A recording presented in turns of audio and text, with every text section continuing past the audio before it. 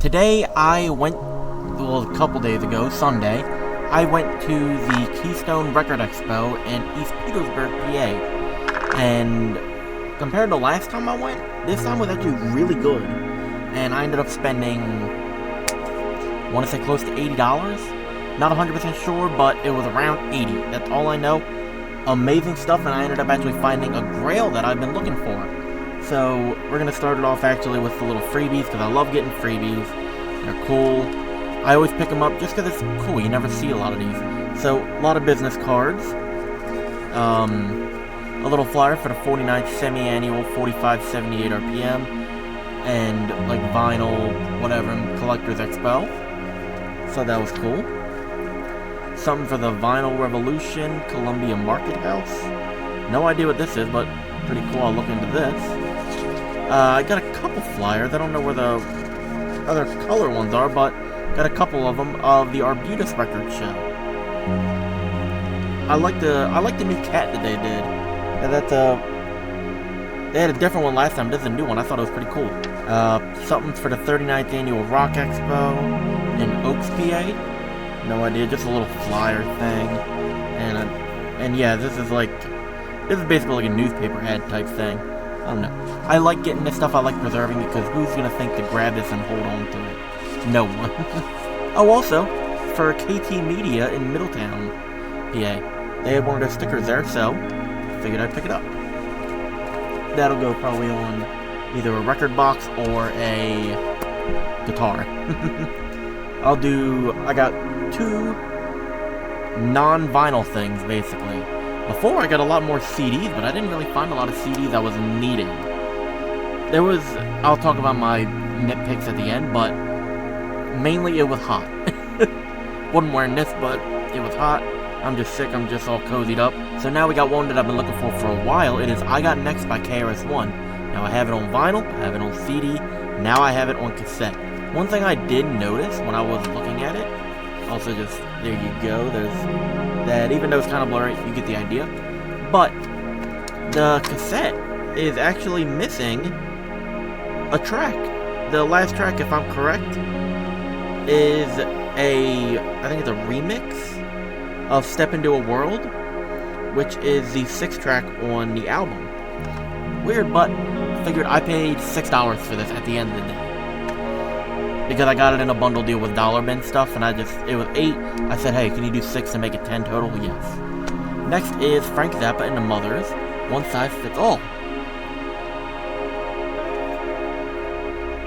Now, this is cool. Unfortunately, I think it might have happened when I was transporting it. The disc tray, it's one of those, like, clear green ones, like a Coke bottle clear, and the two bottom pegs, like, bent in. I'm like, no! But the CD's pristine condition. Paid $5 for this. It's like, if I gotta change the disc tray, so be it. Like, you don't really find a lot of these often. Especially just, I've never seen this type of Ryko disc, whatever you call it, the spine. Thought it was cool, so why not? I like the album. It has some solid songs on it. Inca Road's probably the best known one. Evelyn, a Modified Dog, Sofa number 1 and 2. Pretty neat ones on here. I think, if I'm correct, the deluxe edition just came out recently of it. So cool. Now we're on to 45. Now, all these were $1 a piece. I got extremely lucky because I go to the Dollar Bin ones, and I don't look for artists anymore. I'm at the point where I don't look for artists, I look for the label, because you find more odd labels, you get cool stuff. First one is on Boldex Records. It's a promotion not for sale copy. Pearly buttons and the red coats, those were the Days and Moritad. Pretty odd, if I'm correct. I don't know. It was a lot of 50s and 60s stuff, surprisingly. But still cool. This one we have Jimmy Griggs on the Boot Heel Records label. Very, like an army green, I noticed. There's Don't Turn Off the Nightlights and Everybody But Me. Now, what's weird about this one is the only copy online, it's the same exact label, but it says, like, I think it says DJ copy or promo copy not for sale, which is very odd because it's like no one else has just this one. So maybe it was just a promo record and some had it, some didn't. Like, and there wasn't really a big label variation. I don't know. Now we have Simon Chin. I hope I'm saying it right. And it's Stephen Scott Orchestra with Shloimele Malkele or Makili. Sorry, I'm probably butchering this. Oh well. And then Oyfin Prepechak.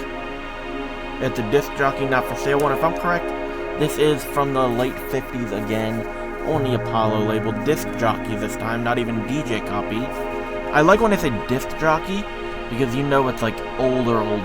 It's like you don't really see a lot of 60s, like mid to late 60s and on saying DJ, let alone disc jockey.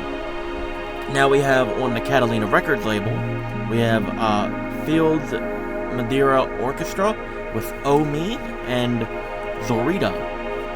Pretty cool. Forget what this one is. A lot of these are pretty much like, I call them one-off labels. This one is on the Kalex or Kalex record label. It is a 60s and 70s, what does it say? The Latin label from Philly. So pretty interesting. This is Cancion a mi Madre.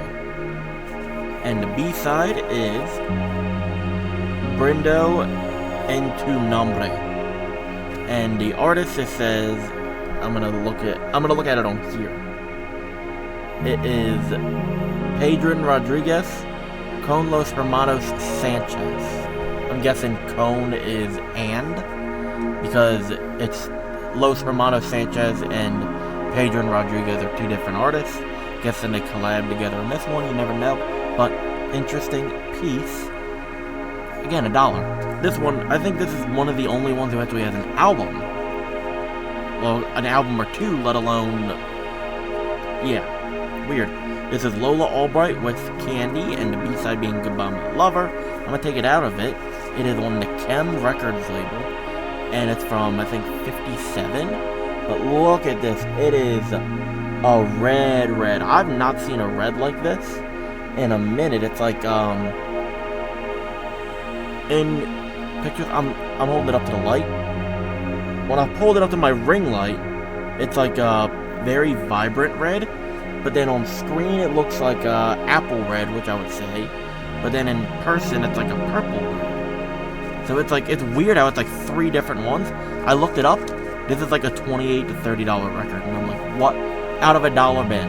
And also, I like the sleeve it's in. It's like, it's a paper sleeve, but it's like, it's more cardboard, but it's like a heavy-duty one. This is a really solid one. This is good if they don't already have an outer sleeve. This one's probably the not holy grail, but you get the idea of the ones here. Taking it out just because it needs a new... They all need to be cleaned, by the way, so don't judge that. But this is Hurt After Hurt and Winkum, Blinkum, and Nod by Renee Merritt on the Delta Records label, and this is a promotional DJ copy, even though it does not say promotional or DJ copy. You know how I know what it is? Because here's a letter from her. This was folded up in the back. I just thought it was a random piece of paper. From what I could find, this had to have been late 60s to early 70s. Just from the Delta label alone. And her other record, I think if I was correct, it is 72. So it's like, according to when she said she was born, it's like, damn, she's putting out a record at that young. That's cool. Very obscure stuff. That's what I like finding in these 45s. And honestly, next time I go, I am digging more into 45s. I try not to just because it is an overwhelming thing, but after scoring big on this one, I gotta go again. Now on to the 12 inches. Now, I'll tell you pretty much the prices as I go with them. Most of them are $1, some of them are not. First one is the Cometines Ghost single from 81. Pretty cool. It says promotional copy. but it looks like a normal generic label, from what I can find. So I'm guessing it's just a promo sticker. Unfortunately, it has a weird chop up top. Oh well. This was the first record I found there. I was so happy to find this. This is On the Shores of America by the Irish Rovers on a Decca label. So, pretty cool. It does say sample copy. It is not a sample label. It's just a generic one. Pretty cool though. I like this one. Very odd looking, I will say. This isn't one you normally you see the Unicorn. I have 3 copies of the Unicorn, but you don't see really any other like actual records by them, any actual albums. Next up is Starwood. This is like a soft rock kind of group, and this is actually a promo label. I did not know that when I picked it up. I did not pay $7, I paid $5, and actually for Irish Rovers I didn't pay $5, I paid $4, because same table giving out deals. So this is if I'm correct, this is Columbia CBS, like a Columbia label, but it's white. It's pretty cool. Unfortunately, it has these stickers over all the demonstration copy stuff, but I can figure out how to get that off, or it'll just stay there. It's kind of obvious to tell, with only 7 items and one of them being promo. Kind of easy. This one is hard to read, but it is Swedish. It is a Swedish chorus from the 80s, I want to say 83, because it is a repress. I did look it up and figured it out just by the label, but it is Katrin Holmes, Camarcor, I'm guessing it's the one, and then Sodermanland. Hope I said that right, but there you go. I just picked it up. I thought it was German at first, honestly. I'm not really familiar on languages, and it was only $2, so I figured, hey, for that, I'll give it a shot. I actually don't have a Swedish record, so there you go. I filled another one in for the collection. This one's interesting. I picked up a lot of weird local stuff, surprisingly. I don't know how I did it, but I did. This is Chatterband, Let the Festivities Begin. This is a New Jersey, PA group. It's like, they're just from there. Apparently they're still around touring and all that. This is their only album, and the only pressing of the album, if I'm correct. Or no, there is another one. It's on cassette. This is the only vinyl pressing. It doesn't say when it got released anywhere, not even on Discogs. It just says unknown. But I'm guessing I am going to open up the shrink, because it is already, like, my hand's already in it. The shrink's already pretty much gone. So, I'll look at it, I'll play it, I'll probably vinyl rip it, put it on the Hut channel. But cool. For $3, why not? And we have Bud Geyer and the Majestics featuring Bonnie Lou. Play the Favorites. There's another local group. Pretty neat. Paid $5, I don't mind that. And where is this? Can I see anywhere? Yeah, it says they're like all Pennsylvania, PA, West Virginia, and then Pennsylvania again. So, pretty cool. Then we got another $2 one, I love it. This is the Colonial Keystone, Pennsylvania, narrated by Lauren Green, for the Bicentennial Pennsylvania, 1976. The official Pennsylvania album. So pretty cool. This is still sealed. I will be ripping it open and ripping it for the Hut channel again, but figured pretty interesting. When I looked it up, it's more of a spoken word type thing, so probably not everyone's cup of tea, but I like finding weird local oddities, and this is right up my alley. It's on Susquehanna Records. It says recorded and remixed at Susquehanna Sound Productions in Northumberland. Pretty neat. I'm looking if there's any other little oddballs on here. It's also available on 8-track tape.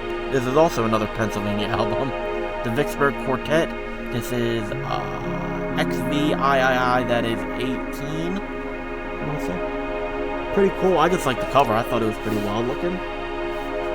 They are from, it says the management is Duncanville Studios in Lancaster. Pretty neat. There's what label is this on? I see what it is, but it doesn't give me a name.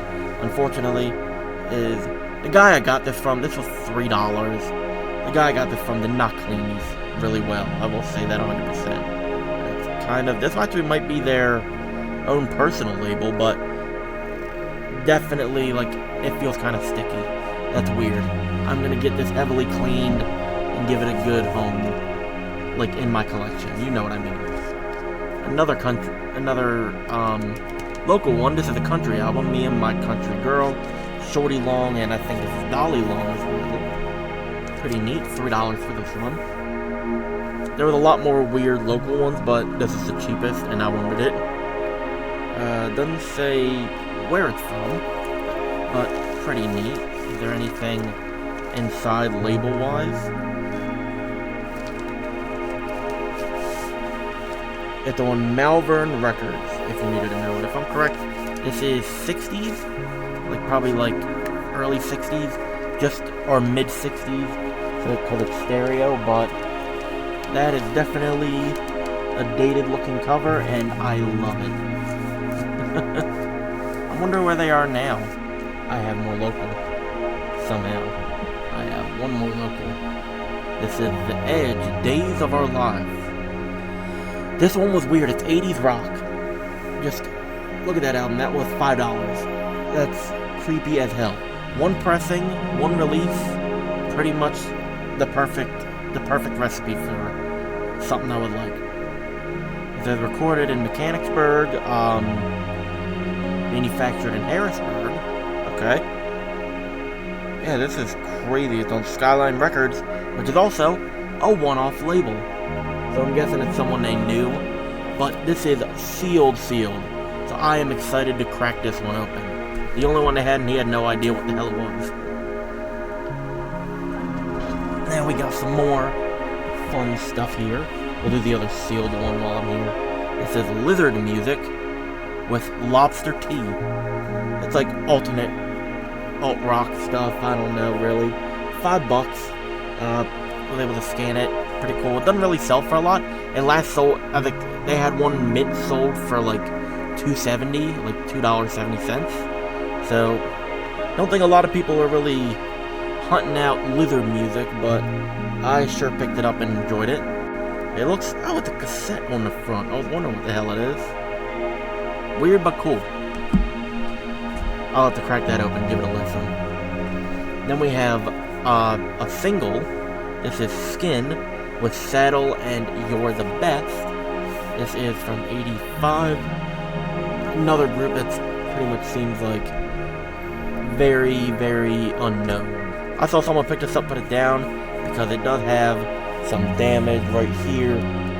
I don't think it's not water damage. Yeah, it's not water damage. It don't smell like water damage. I think it just got, like, it's just poor quality print from what I can feel. Like, this feels very poor quality. But I think that's what makes it cool. Next we have, oh yeah, all these were pretty much $1. Like, the Edge was $5. I've been telling you how much it is. This was $1. This is Jefferson Airplane, Crown of Creation. This is a German pressing for $1. You don't really listen to Jefferson Airplane much, but for $1 for a German press, why not? And it does say on here, I'm trying to figure out where it says it.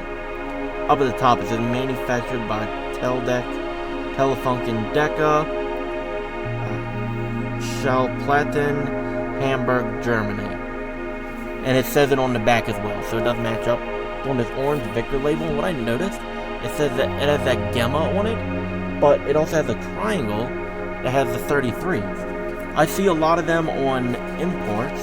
I think I have another German one with that similar triangle. I don't see a lot of, I will say, I've not noticed it on a lot of US pressings. When I go to look for it, normally it says it on the side in small text. Doesn't really point it out, really. So I thought that was pretty neat. And these are late 50s, early 60s. So pretty wild on that.